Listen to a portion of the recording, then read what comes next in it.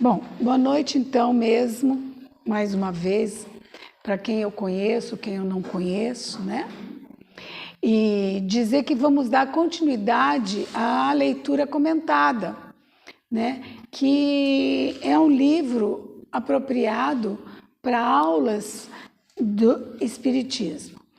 E, na verdade, como aqui na segunda-feira nós temos uma horinha para conversar todos esses temas, na verdade nós vamos pincelar com a intenção de despertar a vontade de querer saber mais, né? Esse é o intuito. Em outros momentos, em aulas de estudo, vocês podem se aprofundar nesses temas que nós vamos abordar. Nós vamos falar da finalidade da reencarnação. Até que acho que é um bom momento hoje, com a tua abertura de pessoas que desencarnaram. E por quê? Porque nós vamos falar das provas da reencarnação, nós vamos fazer lá do planejamento, para quando o espírito vai retornar, união da alma com o corpo, falar um pouco sobre o retorno da vida, mas no sentido da infância, qual a importância da infância nesse retorno, e o esquecimento do passado, qual a validade deles. E nós vamos pincelar tudo isso junto, sem essa sequência que está na lousa, tá? Então, se vocês quiserem fazer alguma pergunta, na hora que eu estou falando, fique à vontade, que às vezes fica mais dinâmico, inclusive. Eu gosto de participação. Mas então, quando se fala de reencarnação, a primeira coisa que a gente deve lembrar, nós sendo espíritas, que essa ideia, esse conceito, ele não é de agora e nem é do espiritismo. Ele vem de tempos muito remotos, de muitos anos. Acho que desde quando o homem é homem, que se entende por gente, ele questiona a vida e a morte. Então, não é nenhuma novidade para o espiritismo, mas o espiritismo colocou isso com uma certa sequência lógica de entendimento. A ideia da transmigração formada é uma crença vulgar aceita pelos homens mais eminentes. Quer dizer, sempre foram aceitas essas ideias da reencarnação. De que modo a adquiriram? Por uma revelação ou por uma intuição? Esse também é a grande pergunta, né? Os antepassados, como é que eles pensavam? Porque quando a doutrina espírita foi elaborada, foi por revelação, né? Houve uma comunicação e tal, e foi feita a doutrina, que são os princípios de um assunto. Será que quando isso não existia, foi por intuição, por mediunidade? Como é que foi? Tudo isso, para quem gosta de história, teria que ir atrás para rever esse ponto. Mas seja como for, o que não nos deixa dúvida é que uma ideia não atravessa séculos e séculos, nem consegue impor-se à inteligência do ser humano se não contiver algo de sério. Então veja, se nós estamos no ano 2024 e isso permanece como um assunto da curiosidade do ser humano, é porque é uma coisa séria. Então, por isso que um dos pilares da doutrina espírita é a reencarnação, porque é uma coisa séria. Portanto, ensinando o dogma da pluralidade das existências, os espíritos renovam uma doutrina que teve origem nas primeiras idades do mundo. Simplesmente eles se apresentam de um ponto de vista mais racional. Então, é isso que nós vimos. Houve um começo, foi se desenvolvendo, nós tivemos a oportunidade de ter uma doutrina. Então, vamos para os fundamentos da reencarnação. No Livro dos Espíritos, na pergunta 171, vem a pergunta sobre a justiça de Deus e na revelação. Os espíritos tendem à perfeição e Deus lhe faculta os méritos para alcançá-la. Diz a resposta da pergunta, né? Sobre a reencarnação. E o que não puderam fazer, concluir numa primeira prova, farão num segundo momento. Então, os fundamentos da reencarnação nos diz que nós sempre teremos oportunidade de rever a nossa ignorância. Então, à medida que nós temos comportamentos inconscientes, mas que, de alguma forma, resultam em coisas negativas, em sofrimento, em situações desorganizadas, então é onde, de repente, se a vida cessa ali e você não teve tempo, né, de rever essa situação, mas pela justiça divina, porque a reencarnação é uma justiça divina. Pela justiça divina, você vai ter oportunidade de se rever, de refazer aqueles comportamentos inadequados. Então, os nossos erros são resgatados. Uma das coisas que muitas vezes nos perguntam é se a gente retorna na mesma família, nas mesmas situações em que foi deixado, vamos dizer assim, um buraco, um problema na família. Se a gente não fizer uma leitura atenta, nós vamos acreditar que sim. Mas, na verdade, e pela lógica, isso não pode acontecer. Nós, quando temos um problema que é nosso, nós temos que resolvê-lo em várias situações para que a gente tenha consciência do erro. Porque uma coisa é você errar sem entender por quê, e outra é fazer por querer fazer, daí já é outro problema. Mas digamos que a maioria erra por ignorância, tanto é que somos simples e ignorantes. Então, as situações mudam, que é justamente para você se adequar. Então, quer dizer que muda a situação? O cenário. Mas não muda o problema. O teu problema não.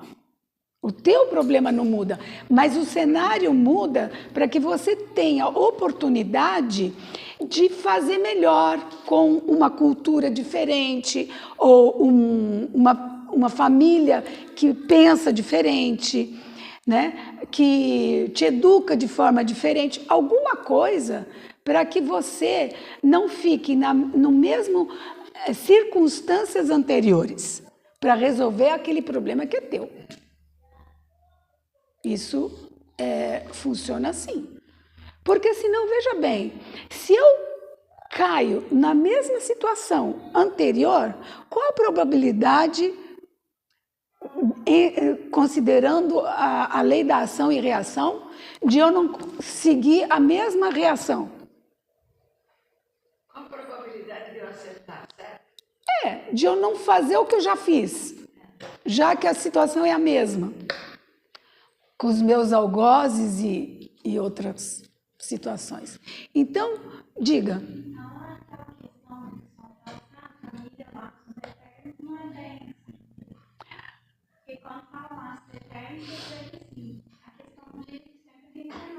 Não, quando se fala em laços eternos, a gente diz o seguinte: uma vez parentes, laços afetivos, você não perde nunca mais. Você vai ser sempre lembrada afetivamente.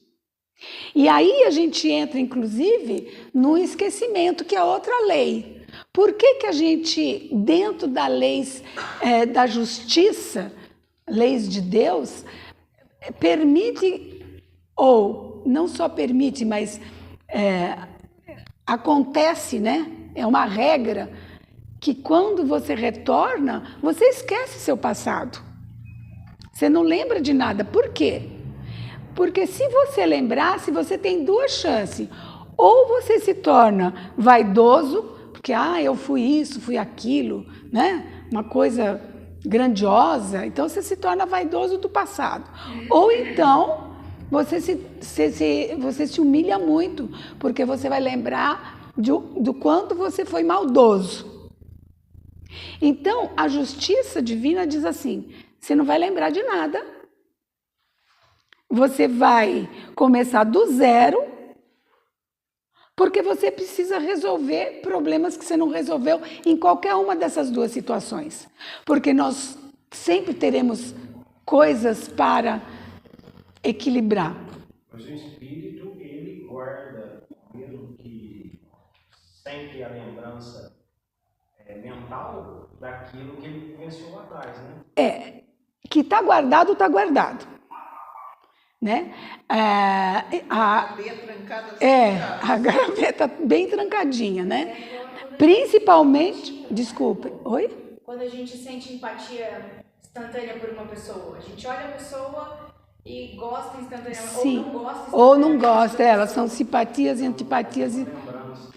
Existe, por exemplo, as intuições, as lembranças, as simpatias, são, vamos dizer assim, sentimentos, resquícios de alguma coisa, mas não são determinantes. Não são determinantes, porque tudo depende de como você vai agir agora, né? Com o teu aprendizado. Então, pegando esse exemplo de uma simpatia, na hora você pode ter simpatia, mas à medida que você vai convivendo com aquela pessoa, você percebe que não é tão simpático assim. E aí você recua, se distancia, sei lá o quê.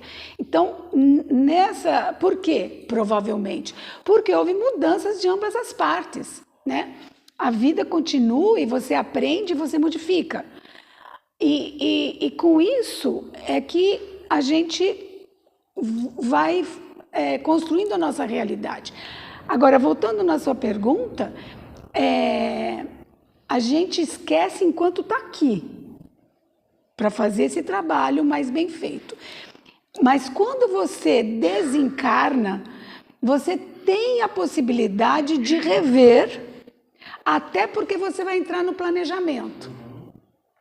E para entrar no planejamento, você tem que ter uma ideia da sua vida, da tua história, para montá-la, né?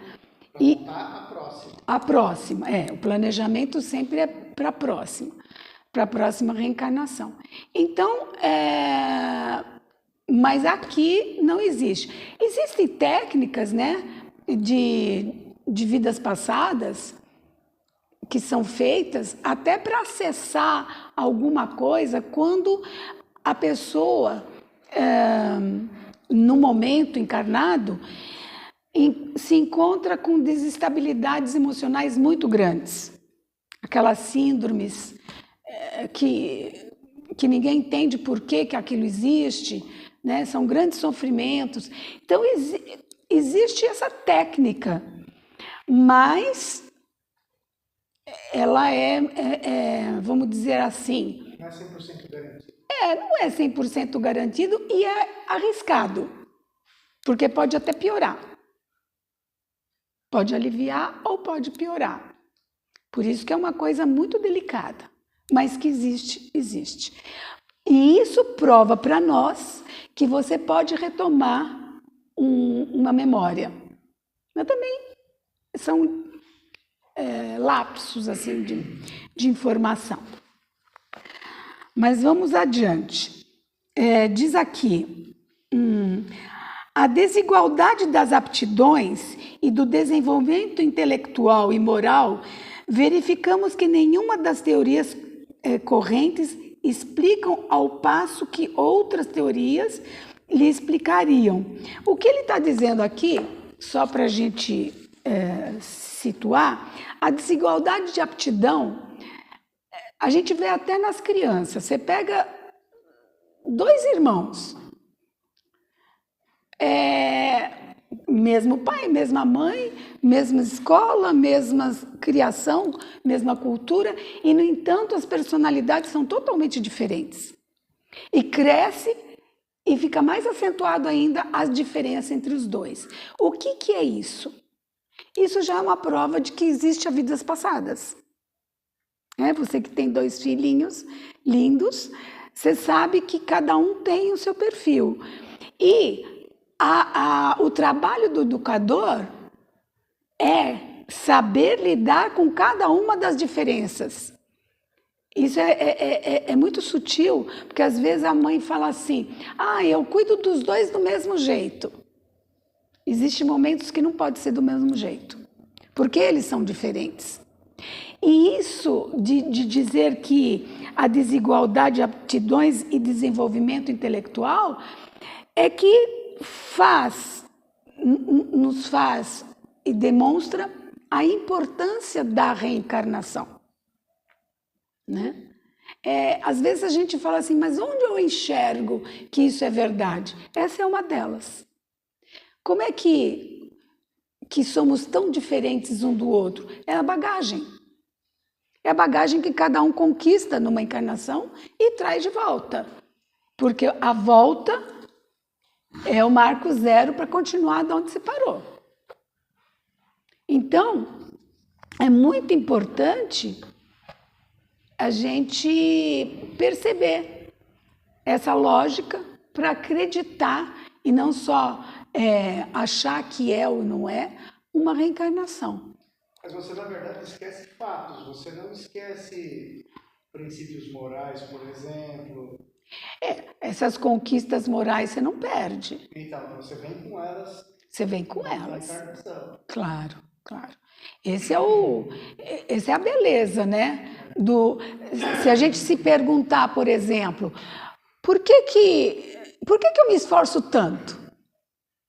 Né? A Geni falou agora na abertura, vamos estudar, vamos entender o porquê das coisas. Para quê? Por que eu quero tudo isso? Por que eu me esforço? Por que eu trabalho tanto? Né? Por que eu estudo tanto? Por que eu me dedico tanto? É por isso mesmo. É porque a moral só é conquistada dessa forma, de uma forma, como é que a gente poderia dizer? De uma forma elaborada. Ela não vem junto com a encarnação, pronta. Você tem que conquistar. Então é um processo. A própria moral, a ética, ela é conquistada. Pelo quê? Deixando a ignorância para trás. Ou seja, à medida que você conquista o conhecimento, aí você entende por que não pode fazer isso, por que não pode falar aquilo, por que isso, por que aquilo. Outro. A moral e a falta dela também, né? Também, claro.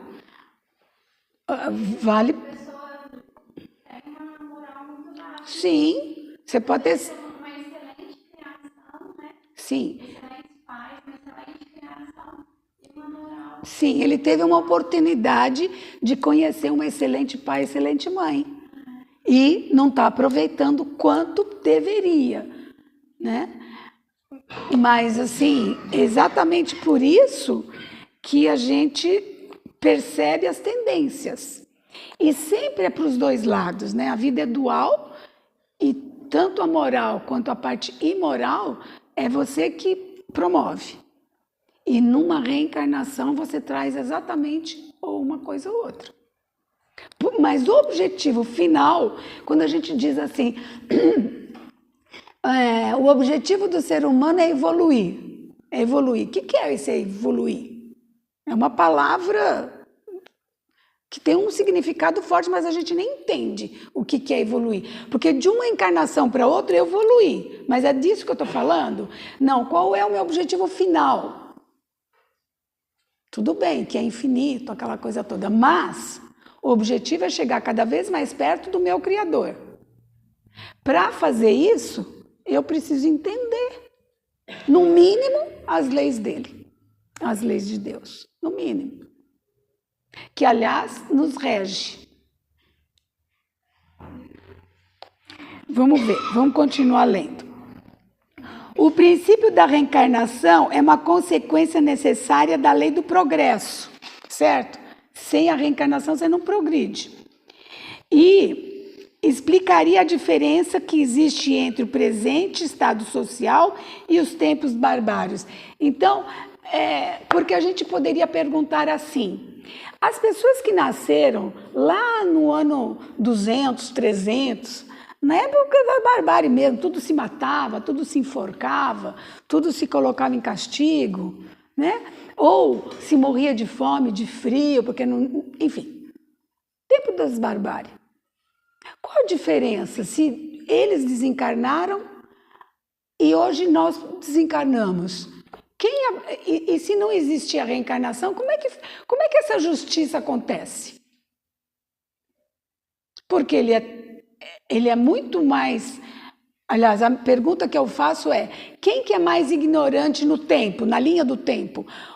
O pessoal que conviveu com essa barbárie ou nós que temos essa parte de tecnologia, entendimento, pouco mais temos? Quem? Eu diria que eles são iguais, porque cada um no seu tempo teve um desenvolvimento diferente. Sim. Assim, no finalmente, é claro que a gente tem mais tecnologia, mais conhecimento e tudo mais. Mas, como todos naquela época viviam na barbárie, como todos nós vivemos nessa época, cada um na sua época teve o seu valor, o seu conhecimento. Perfeito. Mas acho que eu não me expressei bem na pergunta. Se não existisse a reencarnação, onde estaria a justiça? No caso. Nesse sentido, sim. Né? Onde estaria a justiça? Porque quem acredita no juízo final, naquela coisa toda, como é que faz? Naquela época não tinha o entendimento moral e ético que nós temos. Moral, se você... Exato. Pra você ser bom, humilde, Pois é. trabalhar muito. Você não vai fazer nada com isso. Então, Uma chance só, né? uma chance só. Então, por isso que se justifica também o princípio da reencarnação. Mas dá para dar um outro exemplo também dessa questão da justiça da reencarnação. Alguém nasce e sobrevive 2 dias, 2 anos, e o outro 80 anos, nesse período agora. O de 80 teve muito mais chance, tanto de acertar como de errar, e o que sobreviveu 1 ano só. Não teria justiça, sim, se não tivesse reencarnação. Vamos dizer que aquele que sobreviveu 1 ano, 2 anos só, praticamente quase não cometeu erros. E o outro que sobreviveu 80 anos, muito mais chance de errar.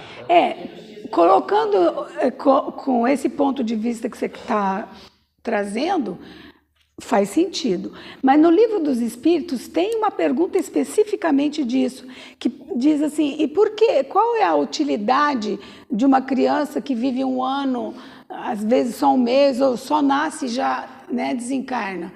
E eles colocam a resposta de que, às vezes, ele precisava daquele pouco tempo para completar uma outra encarnação antiga. É uma coisa de... como para fechar. Uma encarnação antiga, ele desencarnou Antes do tempo. Então, ele precisa desse tempo para completar, vamos dizer assim, aquela... Agora, com a justiça também. E às vezes é prova para os pais também. Não tem É uma prova para os pais, porque o educador... É importante se considerar o seguinte, muitas vezes os pais consideram que têm responsabilidade pro resto da vida com os filhos. Ou seja, se o filho chega lá com 20, 25 anos, que já está na hora de produzir, trabalhar, produzir mesmo, né? Que tem uma hora de plantar, hora de colher. e de produzir. E esse elemento, esse jovem não faz nada e o pai começa a se culpar, o pai e a mãe. Onde eu errei? O que eu fiz de errado? Que não dá certo? É um filho assim, um filho assado. Então, na verdade, no Livro dos Espíritos traz isso e na pedagogia também, quando a gente analisa as idades das crianças. Então, diz o seguinte, que até os 7 anos, o ser infantil, ele é assim, doce, ingênuo, criativo, sorridente, para cativar os pais. Quer dizer, a própria natureza faz isso para que para os pais ficarem mais sensíveis com esses cuidados, porque você pega uma pessoa inofensiva, a tendência nossa é abraçar, né? Só que depois dos 7 anos, essa criança começa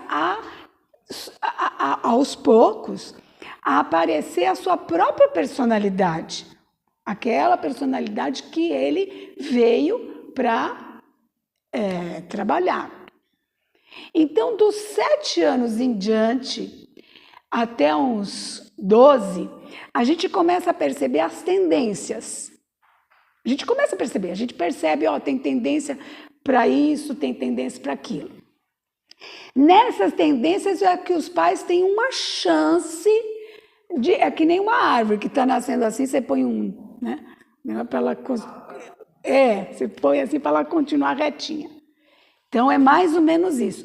Mas não quer dizer que ela vai só até os 12, porque aí começa não só a ter a tendência de personalidade, como ela assimila a real personalidade dela. Não só tendência, assimila. E aí é que os pais têm que considerar que acabou a sua colaboração. Acabou. O que é, o que não é, não é.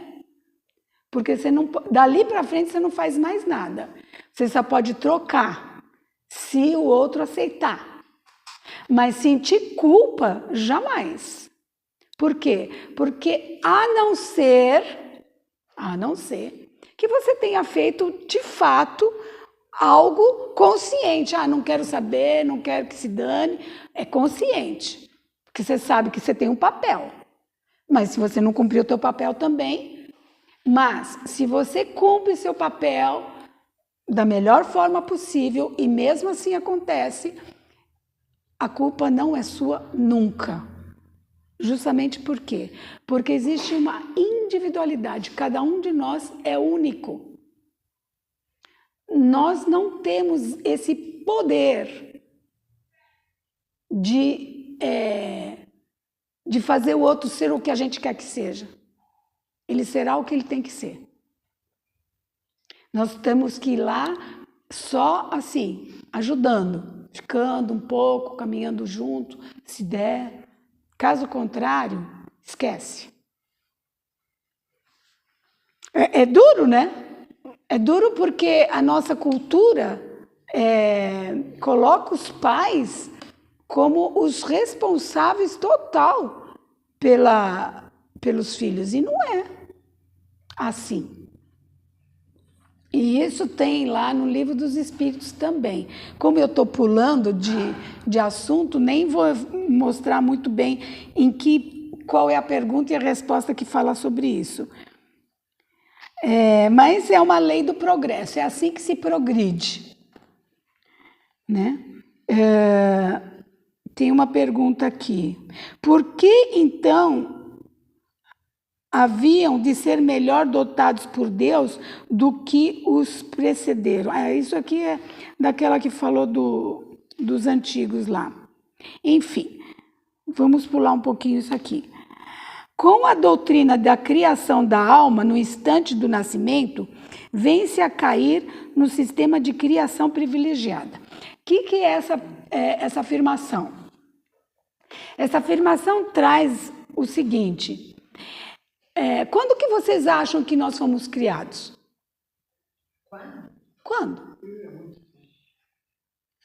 há muito tempo. Já que existem reencarnações, nós fomos criados há muito tempo. Só que existem muitas pessoas que acham que você foi criado quanto espírito no momento que você nasceu. E não é. O meu espírito é antigo. O meu corpo é que é novo. Então, por isso que ele fala que se fosse uma situação atual, seria privilegiado. Seria muito privilégio. Imagina se eu fui criada agora, considerando aqueles antigos, por super privilégio. Diga, Kardec. O roteiro de Emmanuel, ele fala que nós temos 10.000 encarnações. Tempo para 10 Tem os mil estudos. encarnações. Oi? É tempo para 10 mil encarnações. É tempo. Na Terra. Mas é que esse estudo, ele já fala até da época dos animais e tudo mais. Então ele junta tudo e chega nos 10.000. Mas é muito tempo, é muitas reencarnações. Finalidade da reencarnação. A finalidade da reencarnação é o aprimoramento. Cada vez que você tem uma oportunidade. Veja bem, eu estou lembrando de um exemplo. Agora há pouco eu falei para o Kardec, por que você está lendo tudo de novo? Ele está dizendo que está lendo Delane, está lendo, né, Kardec, você me falou agora? E, na verdade, é o seguinte, você lê um livro hoje, daqui 3, 4 anos você vai ler o mesmo livro. O que aconteceu? O entendimento é o mesmo? Não é. Houve um aprimoramento. E é esse aprimoramento que a reencarnação nos traz. Eu aprimoro, né? A evolução é essa sutileza mesmo, essa leveza do ser, criando, entendendo, ajudando, né? E a finalidade nossa para alcançar, aí entra tudo que a gente sabe, alcançar outros reinos, chegar a espíritos evoluídos, superior, aquela coisa toda, mas está tudo nesse caminho. Precisamos estar sempre aprimorando, porque uma coisa que eu entendo hoje, ela vai ser totalmente diferente quando eu tiver muito mais ferramentas para entendê-lo. Então, mas... outra coisa que eu quero chamar a atenção, porque diz assim, para alcançarem essa perfeição, tem que sofrer todas as vicissitudes da existência corporal. Isso é literal, está escrito lá no Livro dos Espíritos. Tem comentários e tem o literal. Então, eu chamo a atenção na palavra sofrer, porque é dentro daquilo que eu estava falando para você lá. Que se você não entende a palavra, você fala assim, eu preciso sofrer, eu preciso de novo voltar com aquela família que foi e fez isso, fez aquilo. Não, o sofrer, quando vocês lerem, significa passar uma dificuldade. Não é sofrer de uma doença, de experimentar, acho que é a palavra correta, isso mesmo. Tem que experimentar. E às vezes quando você tem dificuldade, que você está experimentando uma coisa nova, é um sofrimento. Mas não é um sofrimento, não é um castigo. É a dificuldade para conseguir algo novo. Então, uma reencarnação, porque nós vamos ver em algumas leituras que existe, quando se fala em planejamento, que existe reencarnações compulsórias. Mas por que é compulsório? É compulsório porque aquela pessoa não tem condições nem de fazer um planejamento, nem de entender. Olha, puxa vida, eu não entendia isso, preciso resolver, preciso entender. Eu vou lá, então, quero entender isso aqui. Não, ele não tem a menor noção. E a gente sabe que tem pessoas assim. Então, essas pessoas, vão sofrer para poder aprender. Não vai ser tão leve, não é uma sequência. Não é uma coisa encadeada, como passar do primeiro para o segundo ano para o terceiro ano. Né? Você substitui sofrer, a vicissitudes, por enfrentar os desafios, talvez. Os desafios vão ser tão grandes que ele vai sofrer. Vai sentar e vai chorar. Que para um outro poderia passar de uma outra forma. Claro. O mesmo tipo de experiência. O outro vai tentar encontrar solução. Vai tentar entender, estudar, perguntar, enfim, vai fazer acontecer a solução. Porque, aliás, veja bem, nós estamos aliás, já que estamos falando de reencarnação, qual é o grande objetivo da nossa existência? O que vocês acham? O que nós temos que fazer? Aprender a ser feliz. Aprender para ser feliz. Para evoluir. Mas é mais na linha de aprender. Que evoluir, como é que você evolui? Aprendendo. Mas, na verdade, também, para a ideia ficar bem clara, é resolver problemas. Gente, nós estamos aqui para resolver problemas. Porque nós vamos ter problemas sempre. Até o dia do desencarne. Um digestivo, isso também passa. Oi? Isso também passa. Isso também passa. Mas, sabe, porque tem pessoas que são iludidas, que resolvem um problema, tipo assim, uma pessoa muito gananciosa ou quer ganhar dinheiro, porque aí eu vou ser feliz. Vai ganhar dinheiro porque ele vai dedicar a vida para isso. Mas você acha que ele vai conseguir? Não tem jeito.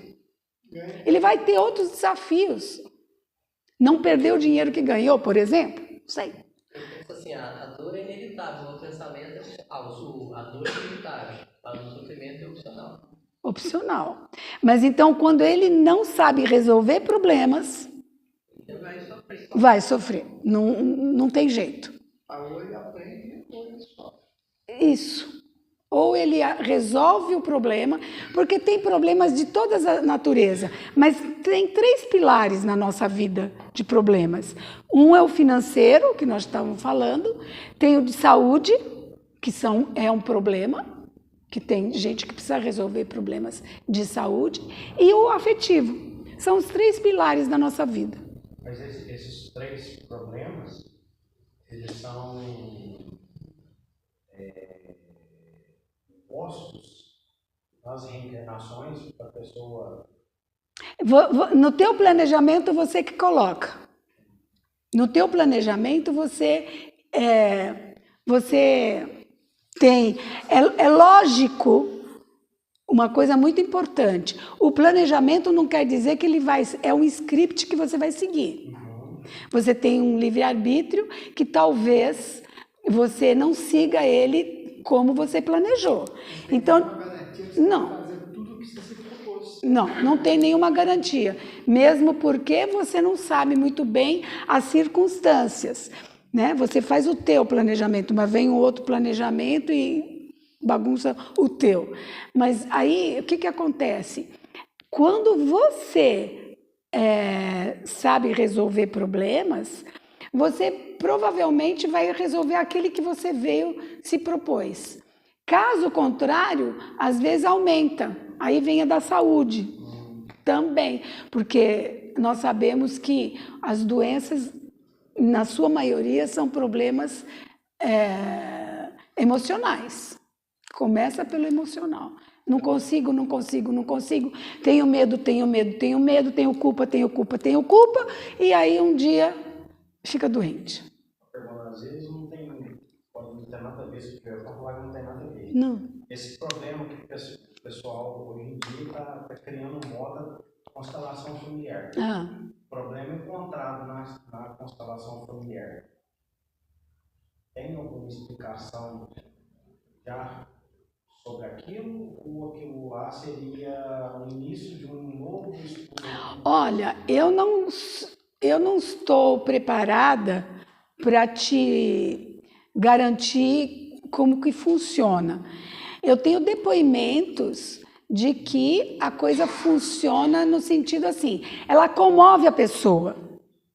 E o princípio da constelação é fazer com que, é por intuição, é tudo por intuição.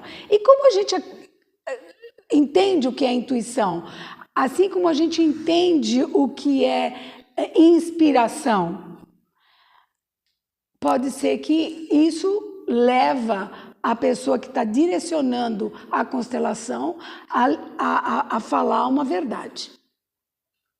Não sei. Mas me parece que o caminho é esse, que eles estão explorando. Bom, a finalidade da reencarnação, melhoramento progressivo. A reencarnação é necessária ao duplo progresso moral e intelectual. Isso é importante. Moral e intelectual. A gente está falando muito da moral. Mas lembrem-se que a moral, ela não é conquistada se não tiver intelectual. A intelectual que suporta a moral. Porque se eu não entendo, não tem como eu ser moral, como eu ser ético. Eu preciso entender. Hoje, por exemplo, no nosso caminhar evolutivo, a gente entende que não pode matar o próximo. Matar mesmo, tirar a vida. A gente entende, é natural, mas foi um processo de entendimento. Porque lá atrás se matava simplesmente. Até para comer, né? Então, é uma evolução a parte moral. Por isso que a gente tem que entender cada vez mais, no caso, quando a gente fala intelectual, até a parte espiritual. É intelectual esse conhecimento que nós estamos tendo agora aqui. É com essas informações que nós vamos ter atitudes lá na frente. Porque passou da hora de eu acreditar ou ter medo de ser castigada. Eu tenho que entender intelectualmente por que eu devo fazer ou não devo fazer alguma coisa. Até pouco tempo atrás, era porque Deus ia me castigar. Hoje eu sei que Deus é justo e Deus não vai me castigar nunca. Ele vai falar, olha, você vai reencarnar para entender, para aprender. Intelectual no sentido de entendimento. Sim. O intelectual de conhecimento acadêmico pode ser um gênio moralmente. Claro, sim. Mas o intelectual que nós estamos falando é de ter conhecimento, entendimento da vida. Não é um intelectual cultural, vamos dizer assim. Certo? Pode ter volume de informação, mas não qualidade. Esse intelectual que ele falou, né? Acadêmico. Aliás, a gente vê isso muito fácil de enxergar. As pessoas que têm só conhecimento intelectual acadêmico mesmo. Conhecimento. Mas a reencarnação é necessária ao duplo progresso moral e intelectual. Tá. Então, aqui, os espíritos são fruto do próprio trabalho. Isso é muito importante. Eu sou fruto do meu trabalho, não de ninguém mais. De ninguém mais.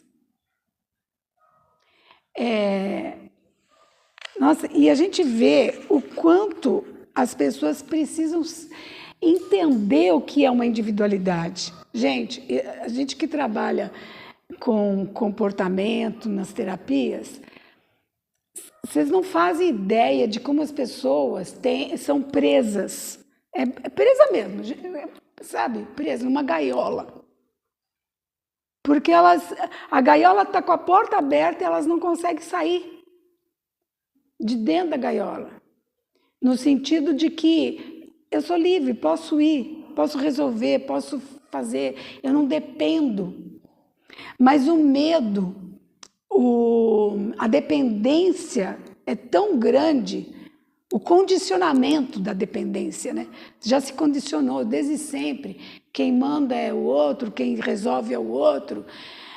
Enfim, que essa pessoa não tem uma dignidade própria. É muito sério o que a gente vê por aí. Muito sério mesmo.